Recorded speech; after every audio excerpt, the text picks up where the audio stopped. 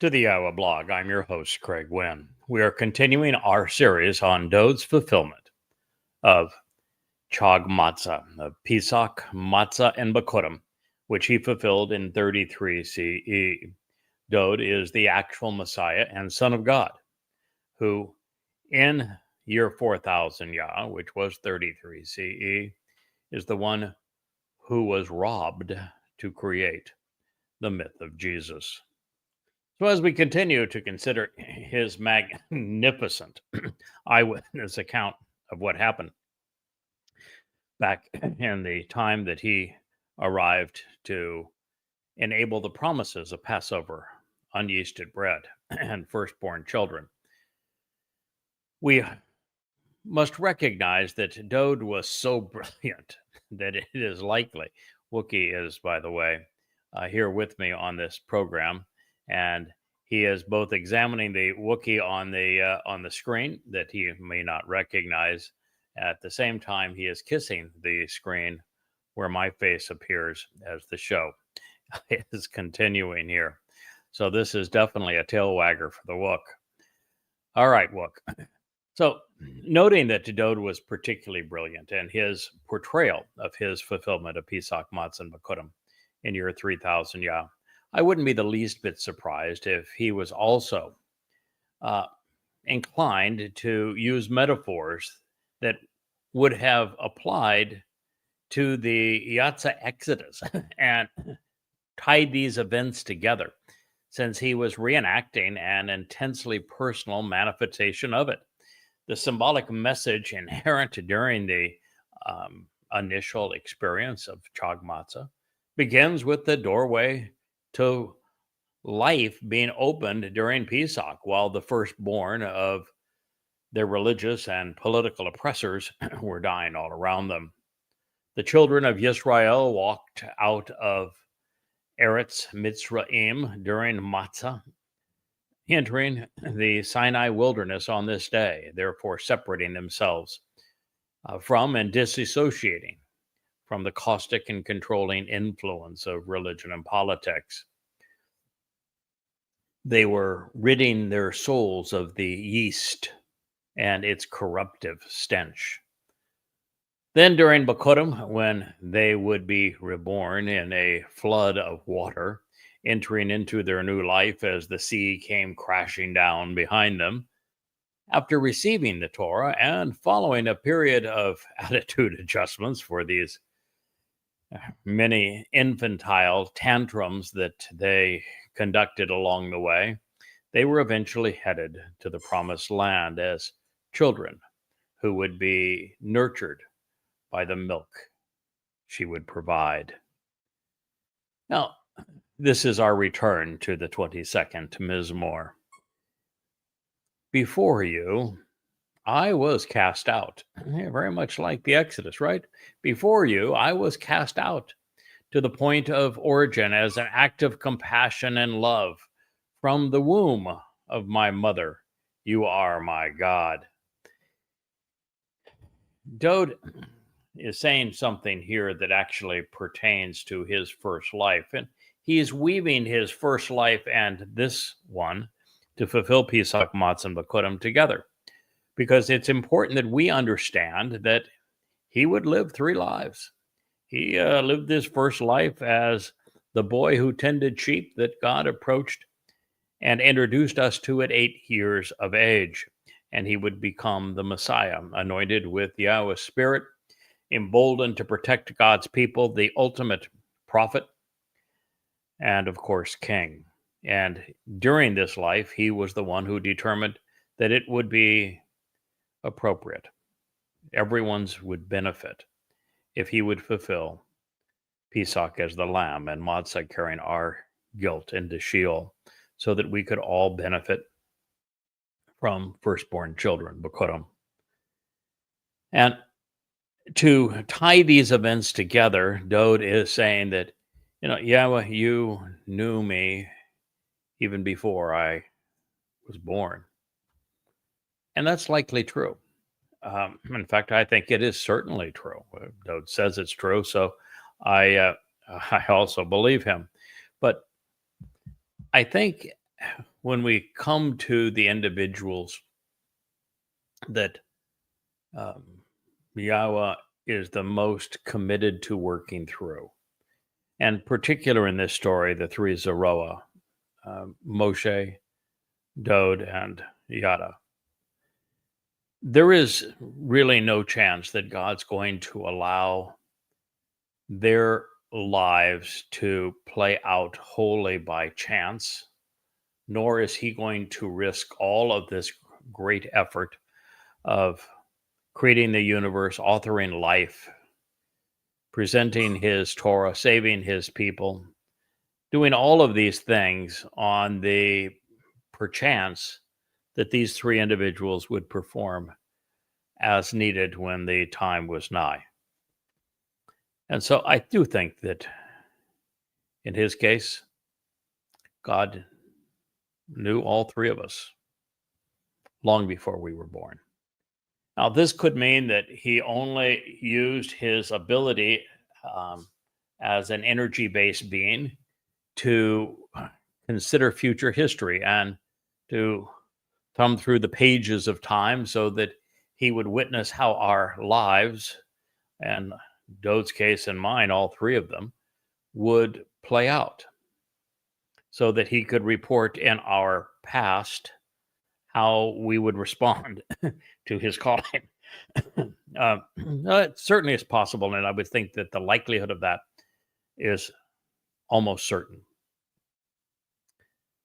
But there is also the possibility, since souls can be immortal, and many are, that Yahweh knew us and engaged with us before we were born, and put us in these positions to do as he knew needed to be done. Dowd has probably had an out-of-body experience. In fact, I know he did as a prophet when he foresaw this situation in this particular crucifixion event and fulfilling Pesach, and then again in fulfilling Matzah.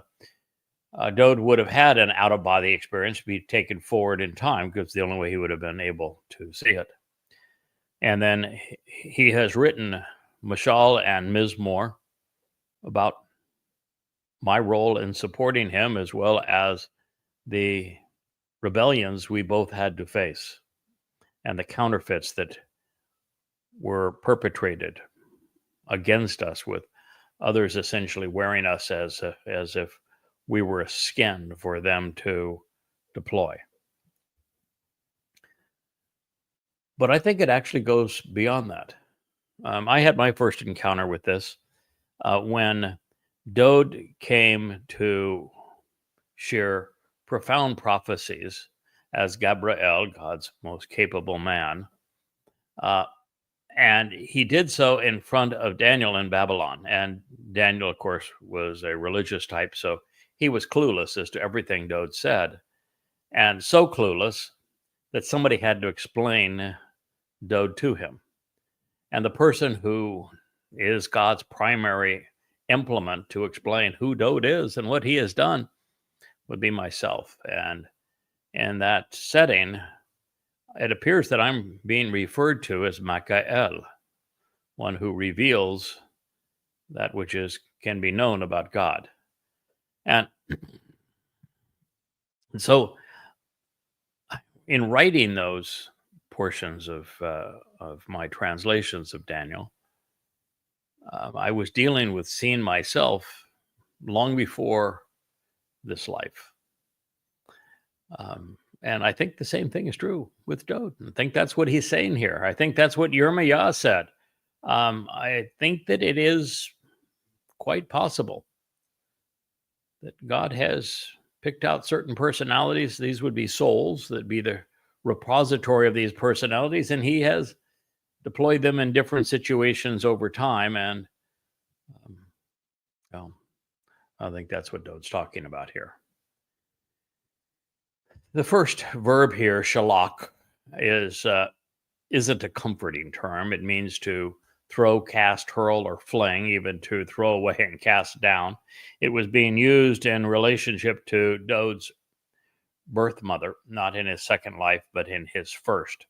This clearly places the soul cast out of his mother's womb as one that didn't think much of the experience, that is for sure. And if you use womb as a matrix, and you could then say that Dowd's soul was cast out and down out of Shamaim to serve in this role as the Passover lamb.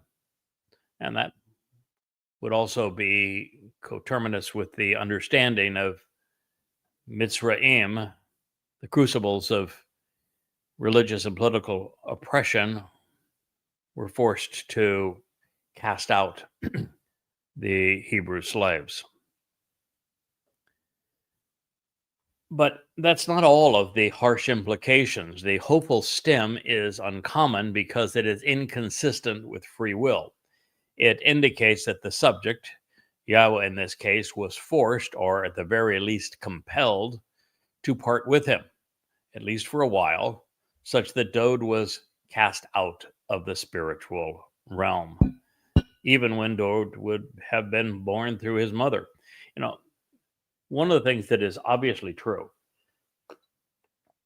that we don't think about very much, is that when Yahweh sent Shamuel to go find the one that he was going to anoint to be king of his people, and he told him he is the son of Yishai, and Samuel hightailed it down to meet Yishai and met with all of his the sons that were around him, and Yahweh said, nope, nope, nope, nope, nope, nope, and nope.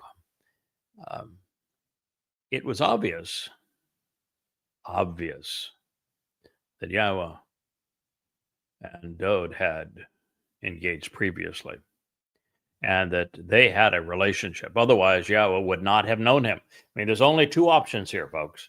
One is that Dowd's soul was so dear to Yahweh that he enjoyed being with Dowd prior to his experience during his first of 3 lives here on earth, and that they had engaged together previously. Or Yahweh met the young man when he might have been 5, even 4, 5, 6, 7 years old, and they spent some time together, shepherding sheep, doing shepherd stuff. And I think it's not just likely, I think it's certain. So if we follow this line of thought, the arguments in favor of the son fulfilling Chag Matzah and Pesach and Matzah both had to be so compelling that his father did what was necessary. Fortunately, the perfect conjugation, the compulsion and the intensity of being cast off was short-lived, literally once and done during a moment of time. It would last, well, less than 3 years, 3.5 years, probably for the entire time that Dowd was on earth during his second life, and of course 1 24-hour period for the fulfillment of Matzah. But the hopeful stem being applied by Dowd when addressing Yahweh speaks volumes about the conclusions we have already drawn.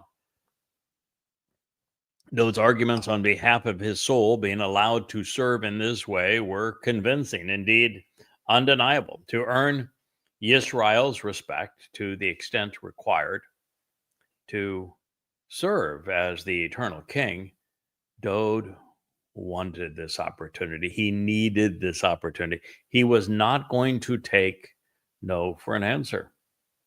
A brilliant man made a compelling argument for why he should be the Passover lamb.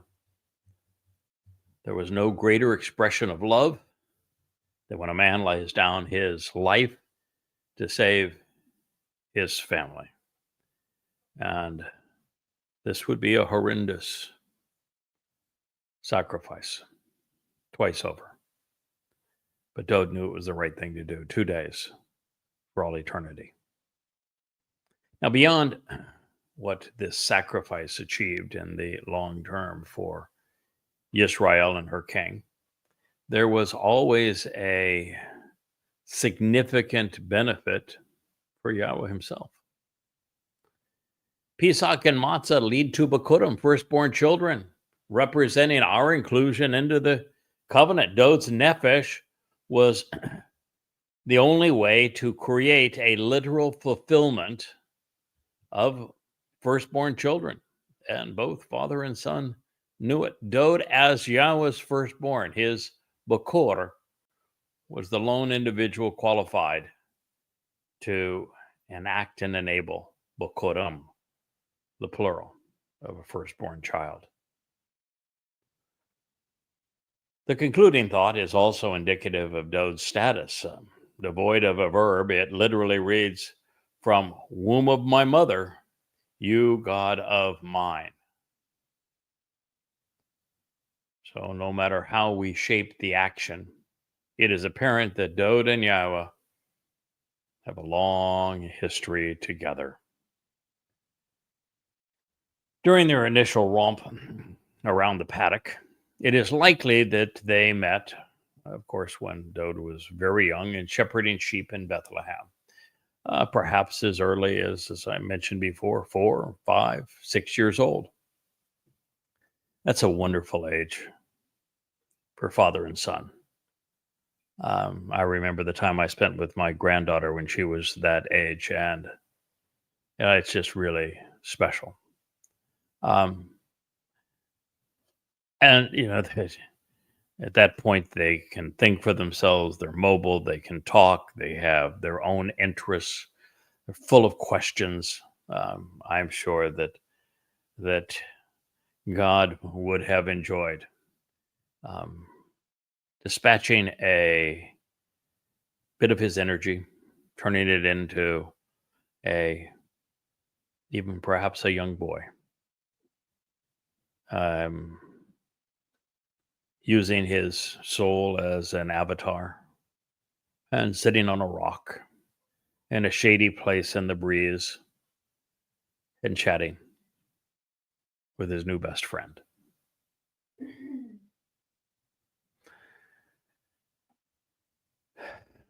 He, of course, introduced us to his friend, whom he adopted as a son,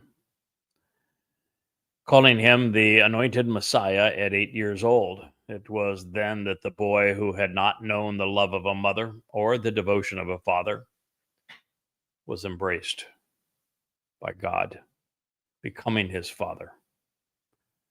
Upon his return, their father and son relationship was already well developed, having spent the past 1,000 years together. And at this time, at least initially, Dowd would enjoy the love of his adopted family. The prophetic portrayal of the Passover lamb is always that of a person. And God isn't a man. Recognizing then that being human was the only viable option, we are faced with the realization that it would have been impossible for such an individual to be perfect in every thought, deed, and phrase without God's assistance. Therefore, since the Pesach Passover lamb must be without fault, this was accomplished by observing the Torah and being anointed by the Spirit. Its purpose is to perfect the imperfect, and that applies to everyone, but most especially to Dowd. He was as much, and we should take him at his word, since he admitted this, said that I have more faults than I have hairs on my head, and yet Yahweh repeatedly calls him Sadak, right, correct, vindicated, acquitted.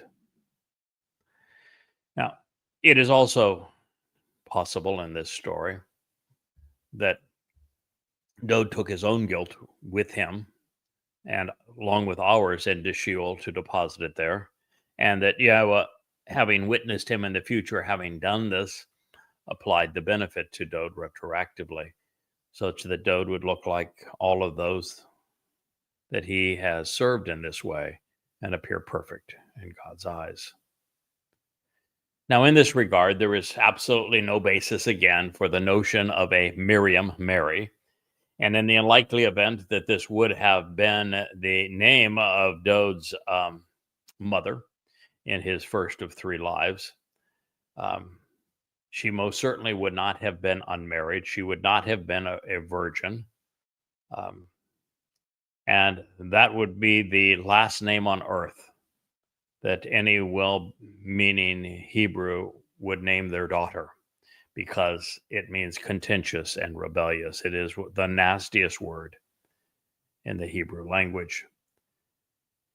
But anyway, we're told that this was the name of Jesus's mother because, they needed to incorporate the Astarte and Asherah myths of Mother of God, Queen of Heaven, from the Babylonian religion into Christianity for it to be popular among Greeks and Romans. In Hebrew society, by the way, there is no such thing as a marriage vow. A woman traveling with a man, living with him, and raising a family was either his wife or his concubine. And also pursuant to his reality, by using Dowd's soul, he would not need parents to demonstrate that he was a descendant of himself and ultimately of Jacob and Abraham. His lineage was established 1,000 years previous to this event. For what it may be worth, Miriam is, of course, the worst of all possible names. It is from Mary and directly related to Meribah as the waters of Meribah. It means contentious, rebellious, embittered. It speaks of provoking and strife. The secondary definition of Mary is gross and domineering, a fatling. Mary is actually from the verbal root of marah, to be disobedient and rebellious. So yes, it was also the name of Moshe's sister. But in her case, since Yahweh struck her with leprosy, it was fitting, and she was struck with leprosy for a rather disagreeable claim from God's point of view. If you listen to the rabbis, they will say that she was mistreated by God, who overreacted because she simply had a beef with the ethnicity of Moshe's wife. Moshe's wife was a Cushite, which is difficult for us to place, since there's really no clear indication where Cush may have been, and the Cushites may have well been nomadic individuals. But the fact of the matter is that that had nothing to do with God's condemnation of Miriam. That was her way of needling Moshe and say, well, Moshe, you can't be all that perfect. Look, and you didn't even marry a Jewish woman. And God had nothing to do with that. He didn't criticize Moshe one little bit for his choice of wives. But he did condemn Miriam because her next statement was, so we also speak for God. And no, they don't. Particularly during the time of the 3 Zeroah, there is a single person who speaks for God. And to claim otherwise is to be rebellious and disobedient. And it is for this that Yahweh lambasted Miriam and struck her with leprosy and expelled her from the community. And then later in Debatim, when he refers to her again, he uses her as the example of someone who is divorced from him, separated. And the place of separation, of course, is Sheol. So Mary is the worst possible example, the person you least want to be compared to. There is also no validity to the notion that Gabriel, God's most courageous and compassionate, capable man, who's actually Dowd, met with Dowd's non-mother, although such a conversation would at least have been entertaining. Can you imagine if Dowd wasn't brought to Jerusalem as an adult man, near 30 years old when this happened? But let's just go and we'll play along and say, okay, we're going to have Dowd in his second life be born through a woman. So this would have been the conversation. Hi, Mom. I'm going to be your kid, even though I'm also your great grandfather 50 times over. You may have heard of me. Anyway, I'm going to be slaughtered as the Passover lamb. So yeah, don't get so attached. And that's not actually the easiest part because, well, come matzah, I'm going to go to hell. So let's chat again. Say 9 months. I don't think that conversation occurred, but since Dowd is Gabriel, if we are to believe anything in the Christian New Testament, that's how it would have come out. And this too was necessary. We find that Dowd is now speaking about the means to fulfill unyeasted bread. His soul was headed to the place of rakach, being severed and avoided, removed and separated. He is bemoaning his trip to Sheol, the lightless prison, where imperfect spiritual souls endure eternity. Separation from Yahweh is the only appropriate penalty for those who have led others away from God. And to claim to speak for God when God has chosen the individual with whom he is communicating, well, it's an express ticket to Sheol. And this means that without the perfecting implications of matzah, where our souls are unleavened from the fungus of religion and politics, the aforementioned sacrifice on Pesach, where we become immortal, would be totally counterproductive. So Dowd's soul asks of Yahweh, do not continually distance yourself from me by allowing your relationship with me to be severed for a prolonged period, because the oppressive confinement and anguish is imminent, and yet indeed no one can help. Mizmor Song 22:11. So as Dowd is making this transition now from Pesach to Matzah, he is saying, this separation can't be too long because we have to get through this. We have to facilitate Matzah and come back together for eternal life to have been a good thing. So the continual distancing would have allowed Dowd's soul to stay in Sheol, which is the effect of enduring or even accepting Passover without also embracing matzah. And clearly, this is Sarah. Now, Sarah is a loaded word, particularly for Israel, because the Eth Yaakov Sarah, the time of Israel's troubles, is fast approaching. And there is no one who can rescue the nation as a whole, or even most Israelites, from this terrible time of oppressive confinement and anguish. And as I say, it is now imminent. No one can help. All that can be done is that I can encourage you not to endure it by joining us on the Shavuot harvest. The Shavuot harvest takes place the day that the time of Jacob's sorrow, anguish, and oppression and confinement begins.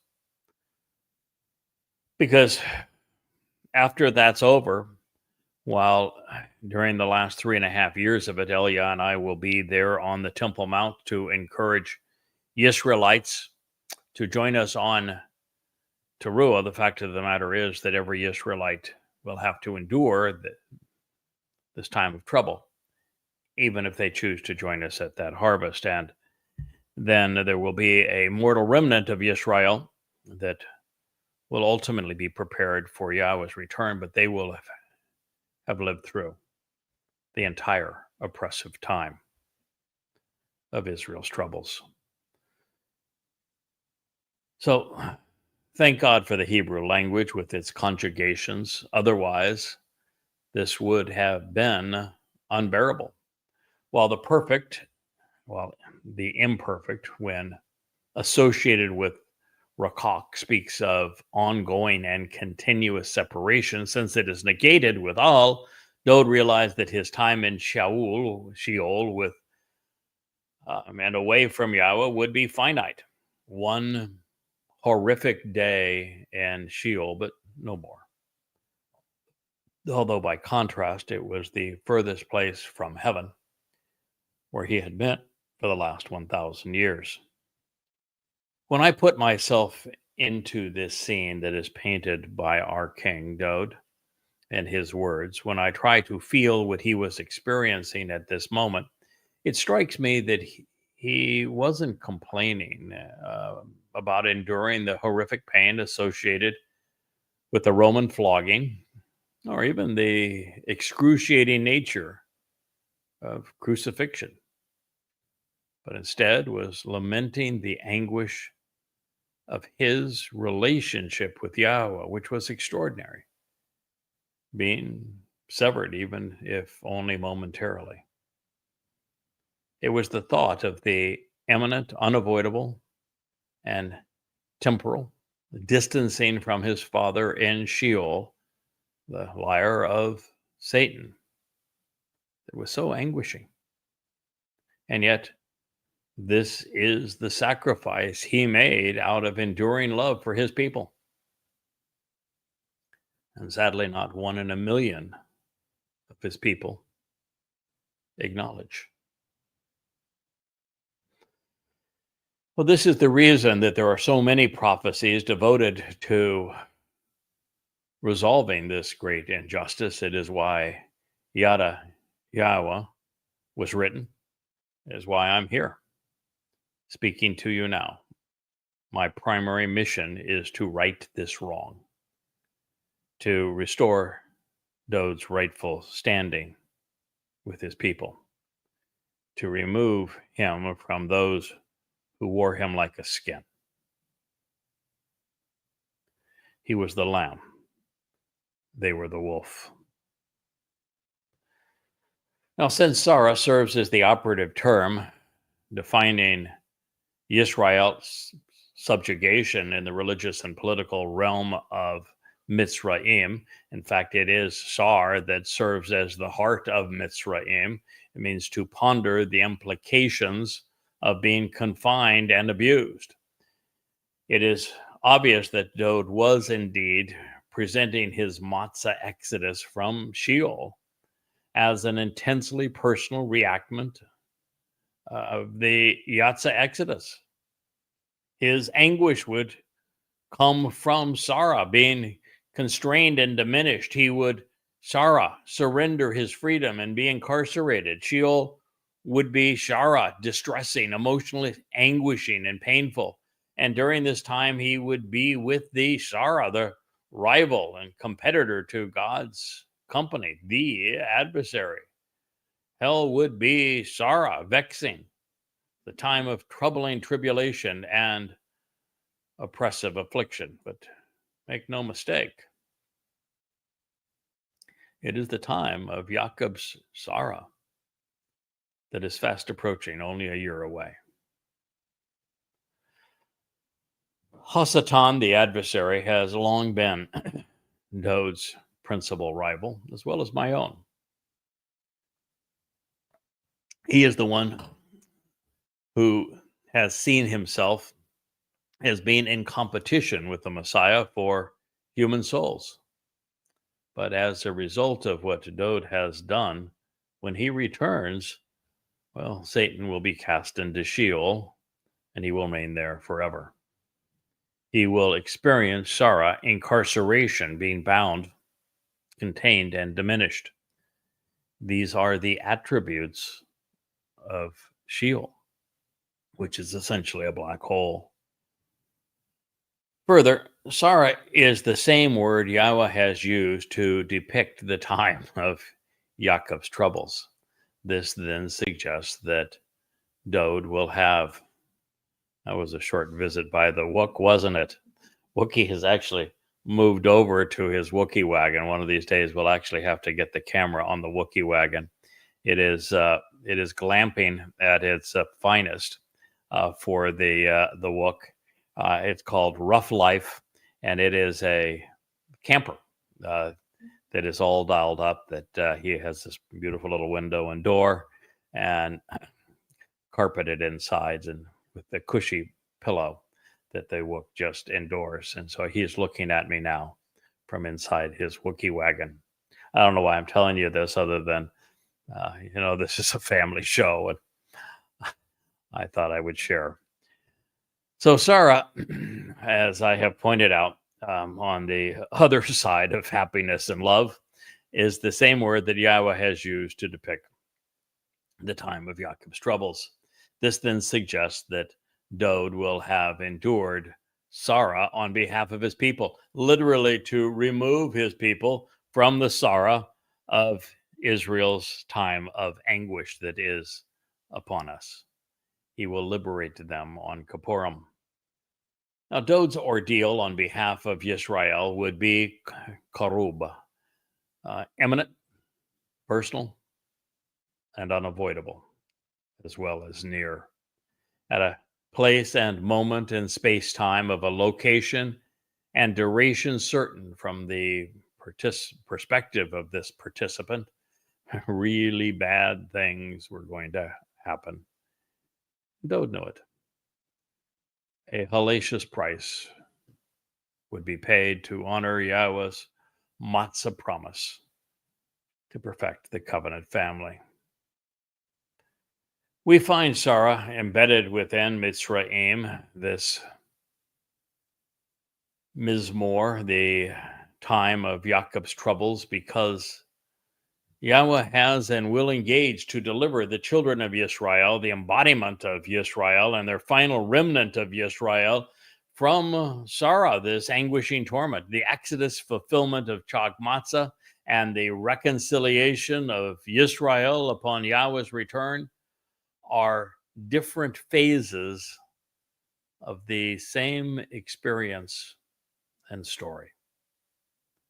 Almost everything with Yahweh has a harbinger of things to come, a near and far fulfillment. Such is the case here.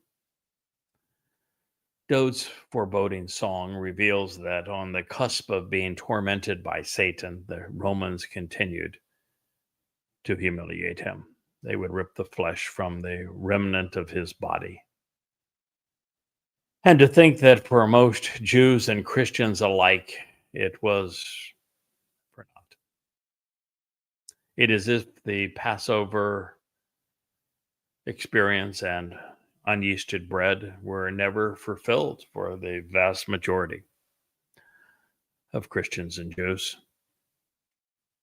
Numerous fiercely aggressive soldiers, bullish beasts of the aggressively attacking supernatural serpent surround me. They have besieged and crowned me in hostile fashion. Psalm 22:12. Abir was a pretty clever choice, because it depicts fiercely aggressive soldiers in the first instance when modifying a par bullish beast and wild asses, and then describes an aggressively attacking supernatural serpent when paired with Bashan in the second. He would initially feel the sting of Roman warriors and then that of a powerful Malak, Karub, fighting on behalf of Hasatan, the adversary. Often worshipped as a sun god, Lord Baal was represented by a par bull, not only because of its strength, but because the sun crosses the constellation of Taurus, the bull, during Pesach, Passover. And of course, God chose Egel, which is a Hebrew word for bull, Marak, and as well as Par and Parah, to oppose Satan's influence. It's it's just magnificent the way that God tells his story. Satan wanted to be represented by the bull, so God turned a Egel, Barak, Par, and Para on him. And that would be the bull of the Adamah, Parah, all to oppose Satan's influence. Therefore, everything Yahweh does, Shakar has a counterfeit, but ultimately, the story is written by Yahweh. Since it is implied in this prophecy, there may be some merit to the story that the King of Kings would be forced to wear a crown of thorns, which is probably how it made its way into the Christian New Testament, and that the crown be comprised of the same intertwined thickets that caught the lamb on Mount Moriah on behalf of Abraham and Yishak, of course, the covenant. They were witnessing and participating in a dress rehearsal for the seminal event in human history, a near and far fulfillment. 22:13 reads, "They open their mouths against me like a fearsome beast, mangling and tearing me to pieces as a violent and abhorrent way to die, while roaring loudly." The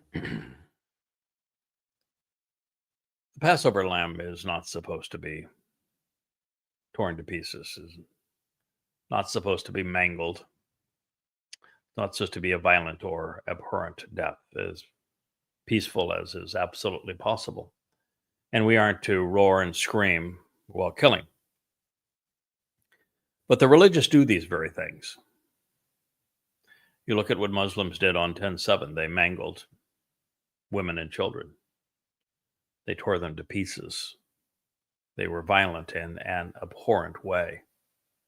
They caused death by ripping people apart, all while roaring Allahu Akbar loudly. It's the nature of goddamn religions. And I have asked myself many times, since all the Passover lamb has to do is die, why did Dowd have to endure such a hellacious torture and death? And I think the answer lies in the same one that pertains to me on Towrah, the day of the herald in year 6000 Yah. Well, this took place in year 4000 Yah. And that is that Yahweh wants to make sure that we get the message that our guilt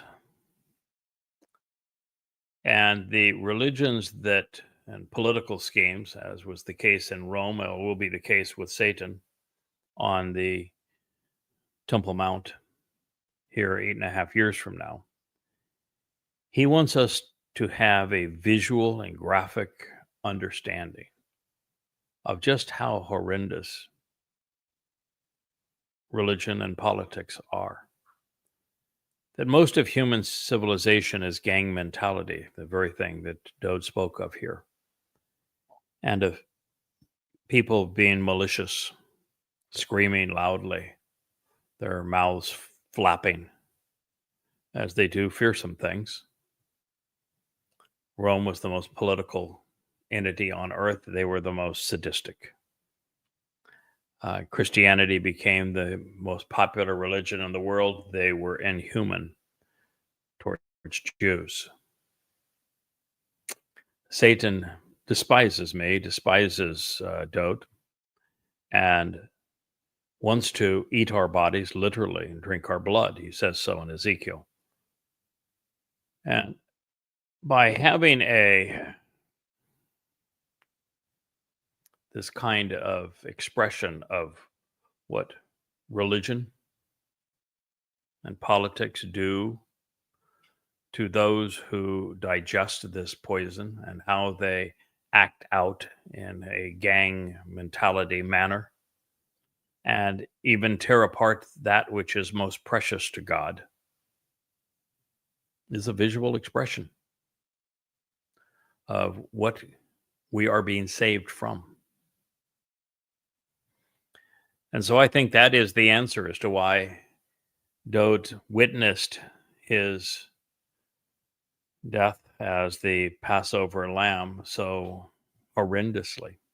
It is why I'm constantly referred to as the bloody red man, torn to pieces, violently beaten.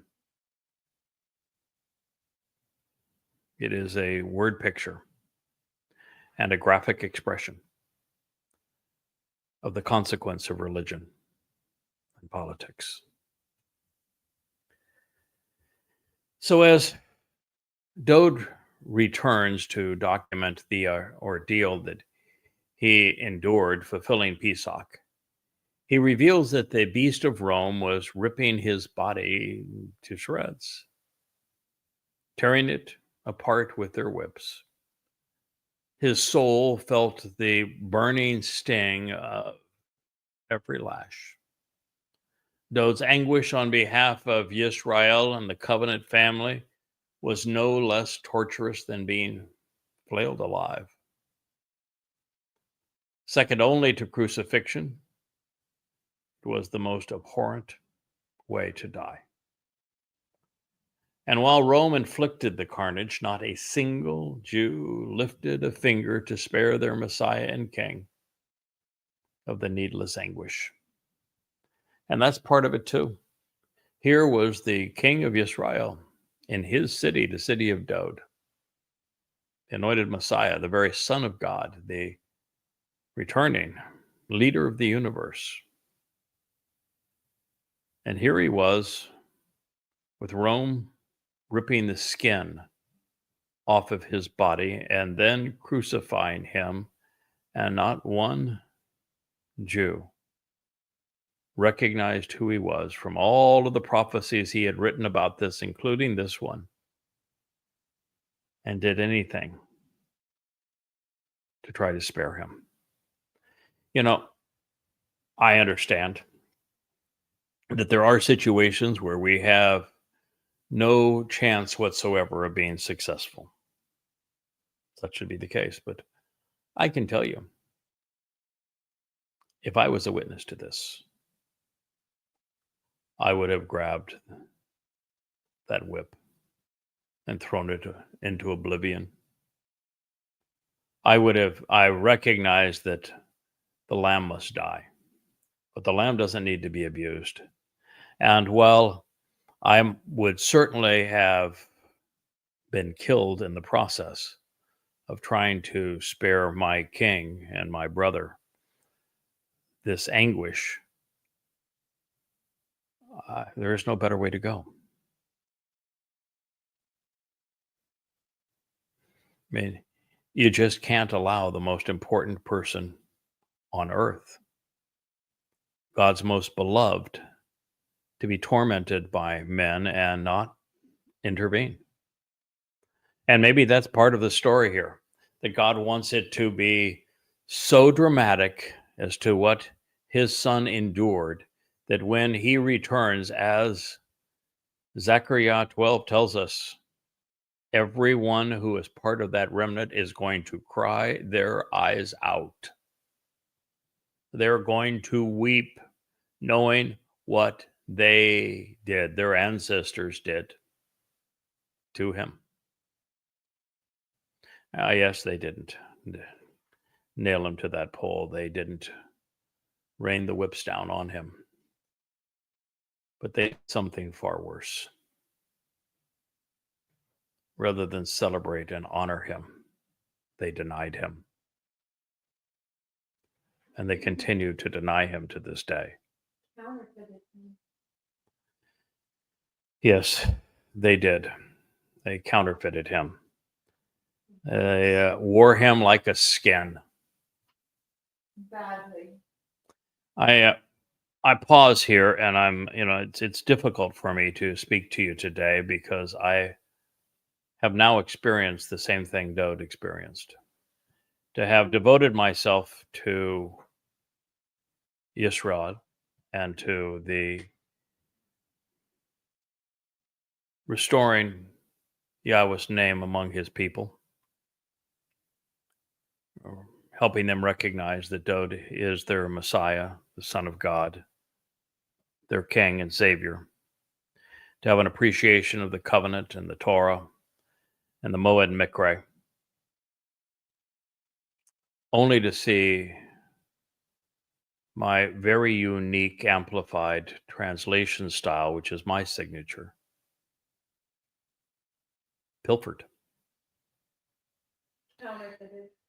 To see my transliteration of Yahweh's name not only taken and passed off as the work of someone else, but they've now changed the name of their site to bear that name. I have witnessed my name associated with the rebellious horse, put side by side, and then bastardized versions of my translations follow.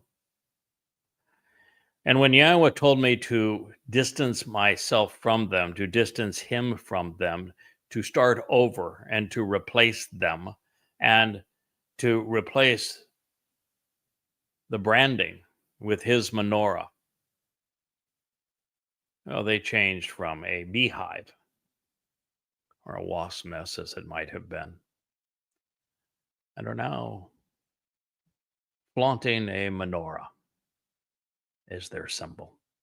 Deliberate, invasive, duplicitous, disingenuous, disgusting. They even took my idea of the bookshelf and present their books looking very much the same way on a bookshelf on their site. The site is an absolute ripoff. I'm so repulsed, so disgusted. I now understand how Dowd felt. I understand why he was so angry, so hurt, so disappointed. The people that you had served, that you had enlightened, that you had offered all of these insights to, would pass themselves off in a counterfeit of you. Pure identity theft. And those who have done it don't even bear the ability to recognize their shame. But I can tell you, Dowd knew it would happen this way. It is why he wrote the 14th Mashal this way. And on our other program, on our progress through the story of the Choder and the man from Edom, we will very soon come upon his words, his prophecies in that 14th Mashal, which I wondered here weeks ago as I was translating it why he made such a big deal of this mother goddess cult that was so egregious. Now I know. Not only can I empathize with Dowd, he's empathizing with me. Mhm.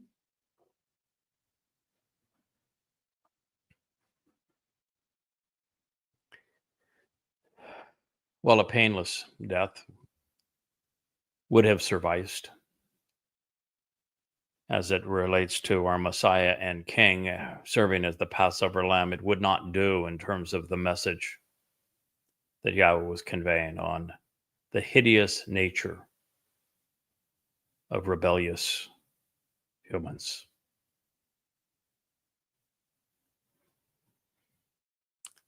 Even as a church now, they love torturing and tormenting Jews by falsely blaming them for killing their wannabe God. And this is done so Satan and his minions can condemn them just as Hasatan will one day have the opportunity to bludgeon me to death as the red heifer. And it will be a spectacle. There will be blood everywhere. It's a reason why Yahowah constantly reminds us that he's adorned in red, that he's come out of a wine vat that Yahowah has been treading in, and he is dressed appropriately as a result of all of this. And based upon what he will accomplish, a great many will be saved.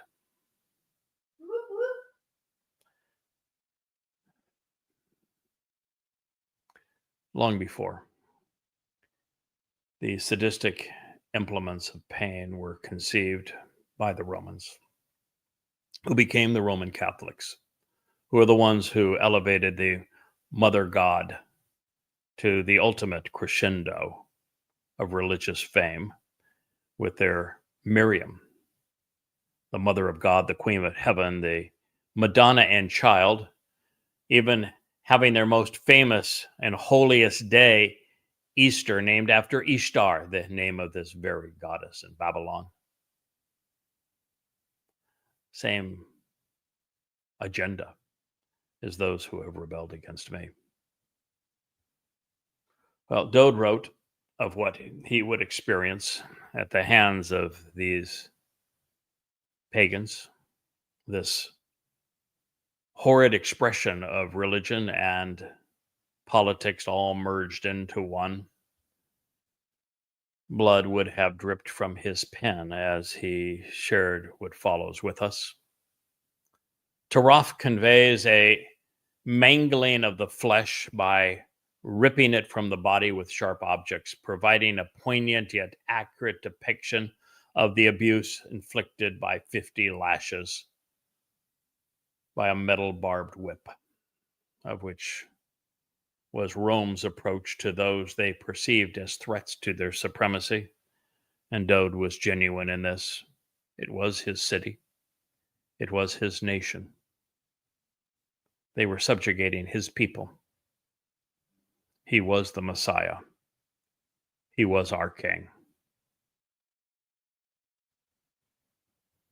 But never, in the annals of human events, has any king offered so much to save his people. Yet, removing muscle tissue from Dowd's shoulders, back, chest, arms, and legs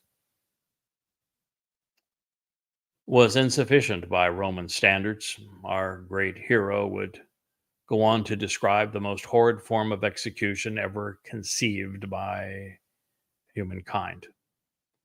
5 centuries before crucifixion with ropes was invented by the Assyrians, and 700 years before it was perfected by the Romans to include nails driven through the wrists and heels, Dowd previews its piercing violence. We're about to discover that his prophecies are painfully precise. So that you will be able to be more fully appreciative of what follows, one of crucifixion's most telling attributes is that it causes the victim's bodily fluids to drain into their lungs, leaving them, of course, parched. While dying of thirst, they drown. Bones are not broken, but shoulders and other major joints are dislocated. Oxygen depletion occurs because the victim is unable to stretch out their diaphragm while hanging by their arms, causing carbon dioxide toxicity in the bloodstream. This results in strength melting away, starting with the heart muscles. And we know all of this today, but these facts were not known 3,000 years ago, well, with the exception of Dowd, who would live them, as he described them. That makes this depiction extraordinary. His physical mortality was ebbing away. As water, I am poured out and weakened. I'm drained and emptied. And all of my most substantial bones are stretched and separated out of joint. My heart is now like wax. It has melted, wasting away within me, along with my internal organs. Like sunbaked dust, my vigor and strength are withered and failed. My tongue cleaves to the roof of my mouth. So upon the dust of death, they have placed me, validating why I am here. Mizmor 22 through the 15th statement. Well, family, that is precisely how crucifixion kills, right down to its most unique symptoms. The victim's inability to inhale robs their body of oxygen and thus energy, causing koach, a helpless incapacity to perform any needed function. Likewise, yabesh, in association with mia ba tarek, describes a withering, paralyzed state in which the body no longer responds to the brain's motor function commands.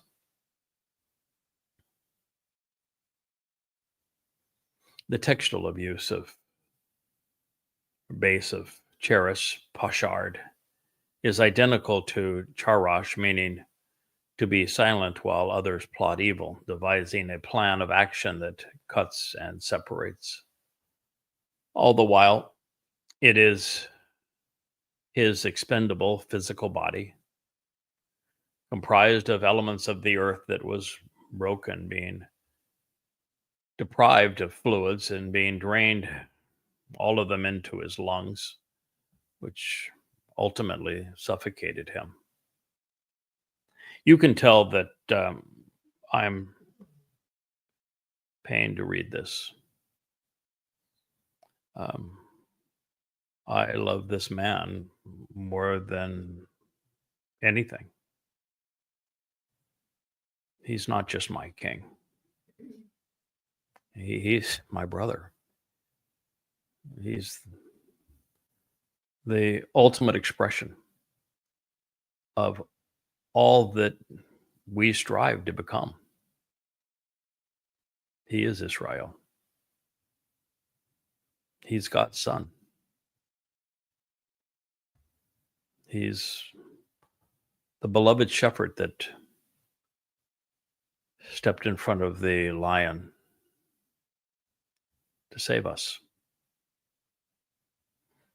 The man of all privilege who gave it all up so we might live.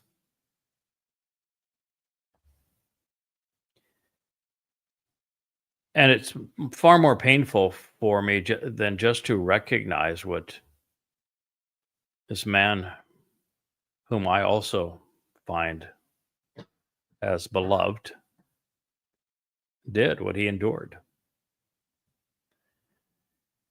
Because his people robbed him of these things. They counterfeited him. They misrepresented him. They pretended that they were him. They stole him. They robbed him. They abused him. They infringed on his copyrights, stole his name, his attributes, his acclaim, as if it was their own, after he had done all of this for them.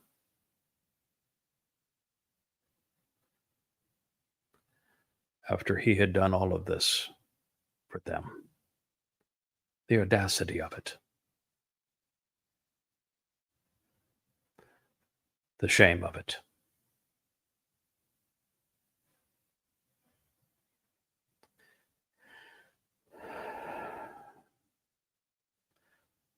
Moeth is death personified. It is the disease that plagues us. Fully amplified, Moeth conveys the physical trauma of the body dying.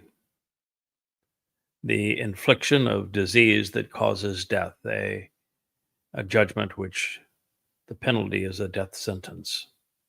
It is derived from and at the consonant level spelled identically to Muth, those who are executed and dispatched unto death. The body Dowd's soul was still clinging to was in the final throes of serving as the Passover lamb. It would soon die so that we wouldn't suffer that same consequence. Then his soul would be laden with the corruption of his people to taken really to Sheol. His soul would, after the abuse of his Bashar body, would go to the place of separation in our stead, slathered in political and religious guilt. By bearing Yisrael's rebellion against Yahweh, he exonerated and he pardoned his people on unyeasted bread after they stood by and flapped their lips and denied him on Passover. You imagine?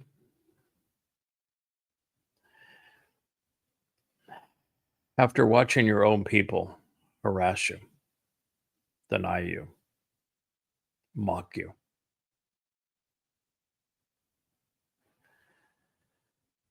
on such a momentous occasion where the worst beast that would ever tread this earth, the imperial Rome and the Roman Catholic Church, as it became, is torturing the Son of God, and the Son of God still decides, I'm going to carry your guilt into Sheol to perfect you,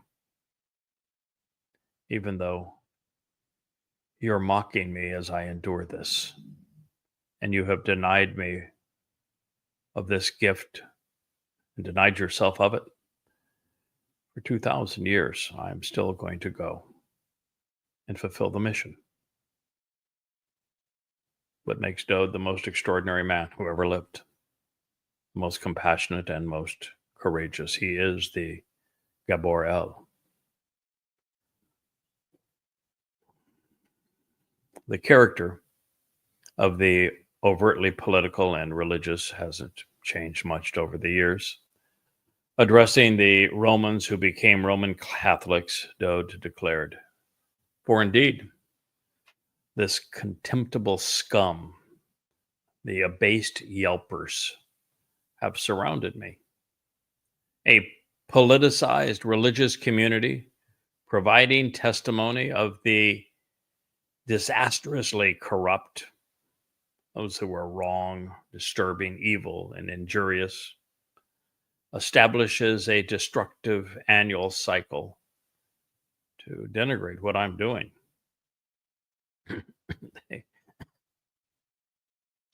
They bore into, they pierced my hands and my feet."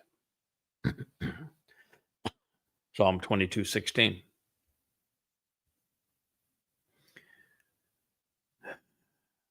This is devastating. As he's enduring this anguish, Dowd is attacking the religious community that is besmirching him as he is enduring it and that is perpetrating this anguish upon him. He calls them disastrously corrupt. And he tells us that they have established and will establish a destructive annual cycle to denigrate what he's doing. Yes, they call it Easter week. That is what they call it. But their Last Supper, and their Good Friday. Oh, yeah, it was good to torment and kill God, right? God's Son, nonetheless, the Messiah. Good Friday, out of way, boys.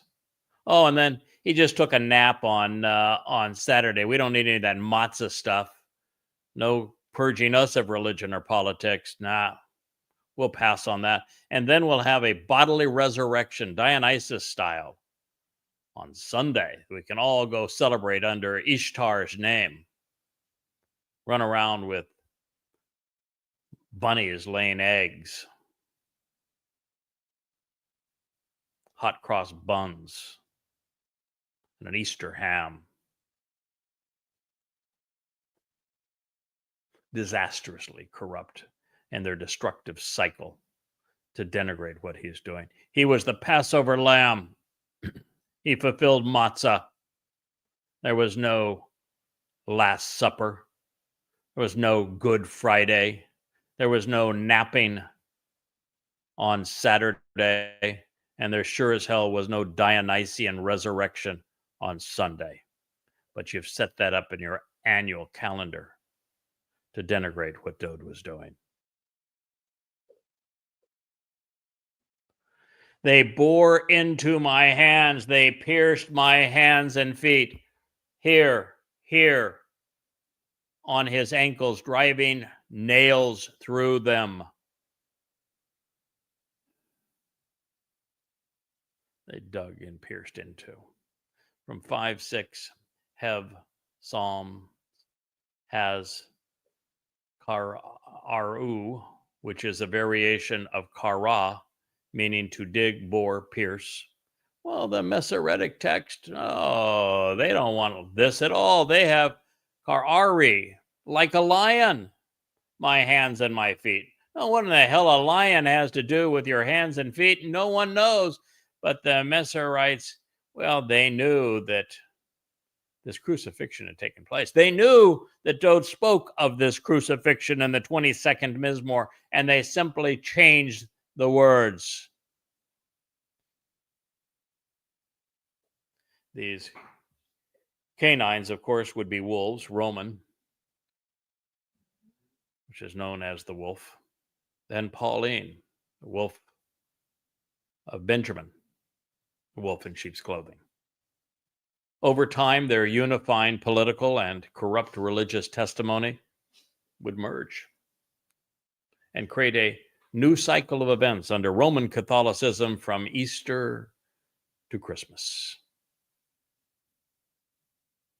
In so doing, they would completely denigrate Dowd's sacrifice. There would be no provision for Chag Matzah on the religious calendar for Christians or Jews. By denying Dowd's great sacrifice, they would preclude their own participation in the covenant while blocking their path to God. The enormity of what our Messiah had done was all for naught, at least for the false witnesses. It was replacement foolology at its absolute worst. As for the Romans, they struck their blows, pounding nails into Dowd's wrists, which were considered part of the hand in the first century, and into the heels, and they, ka'aru, bore through him with primitive iron rods constructed of tapered metal, while using crude implements in his excruciating manner, and it was indeed repulsive, even reprehensible. There remains a far, far greater crime here than mutilating and murdering the Messiah. If you are a Jew,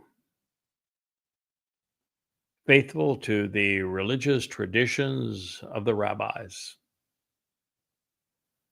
what I've already shared and going to remind you of here ought to make you exceedingly angry. Yeah, just as angry as I am of the mother goddess cult of reprobates engaged in identity theft and counterfeit. To keep you from knowing that your Messiah Dowd served as the Pesach, rabbis altered the passage to read, "Like a lion are my hands and feet." It was not a mistake. It was deliberate. It was done on purpose. It was done so that they could rule and that the people would never find salvation with YAHOWAH or Dowd, that they would never recognize their Messiah or the Son of God, or have any idea what Passover and Matzah and Bikurym actually represent, and that they would be ill-prepared for Dowd's return on Kippurim. It was done deliberately, selfishly, indulgently. All of these many years later, even with the Dead Sea Scroll found at Nahal Hever, which is why the nomenclature that I shared with you in 1950, and the Septuagint also confirming Ka, Aru, bore rather than Kar Ari, like a lion. Jewish scholars are still unwilling to acknowledge that Dowd, as a prophet, accurately described what he, as the great hero, endured. They argue in favor of the Masoretic text. Their last vestige of denial comes by way of suggesting that the writing on the 2nd century BCE fragment, over 1,000 years older than their Masoretic text, was too faint to read with certainty. However, you can look it up online, as I have done, and see a picture of it for yourself. If you are still wondering who to trust, the Hebrew word ends in a wah, not a yod. The hands and feet of the Passover lamb were nailed to an upright pillar on Moriah during the 4,000th observance of the Mikra in the 80th Yobel year of our God. But the Romans who did so were not the only criminals seeking to negate Dowd's sacrifice. Rabbis played an even bigger role, more disastrous too. Since what I'm claiming regarding this prophecy is easily verified and accurate, it means that Dowd wrote that his hands and feet would be pierced 5 centuries before crucifixion, was conceived by the Assyrians and 700 years before the piercing style of Roman execution was invented.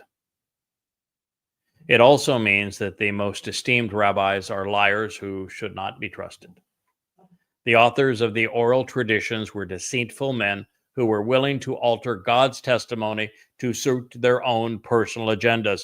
Let this sink in. For Dowd to specifically speak of nails being driven into his hands and into his feet as part of crucifixion, after he has detailed every scientific and physical response we understand and know today that the crucifixion victim would suffer, detailing each of them.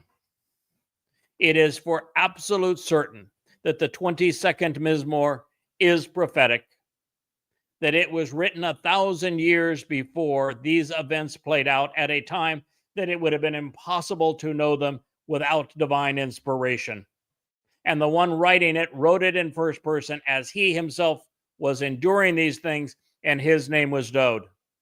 This absolutely and unequivocally destroys this goddamn myth of a Jesus Christ. He could not have existed. He is an absolute counterfeit based on identity theft, robbing the actual Messiah and Son of God, Dowd, of his attributes, of his accolades, and of his sacrifice.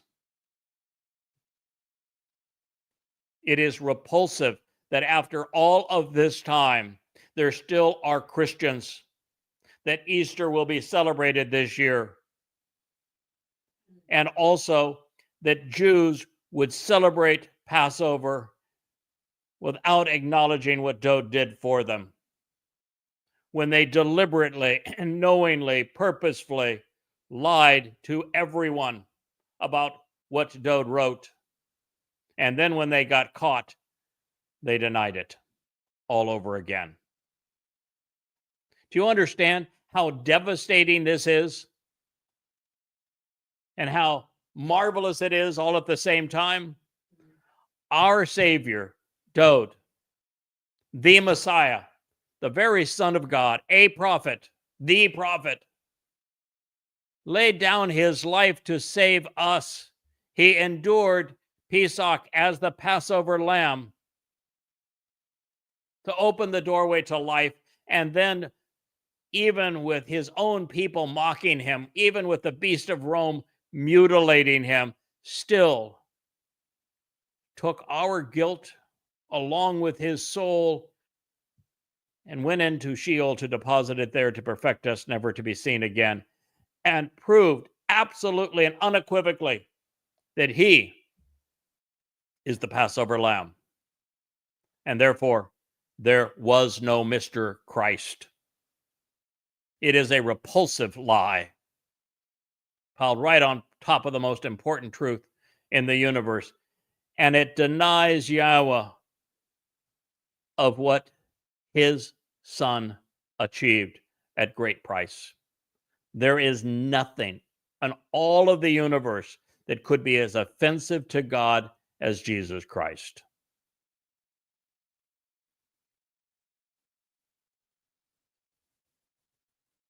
And the only thing that rivals that is the denial of Dowd's sacrifice by his own people.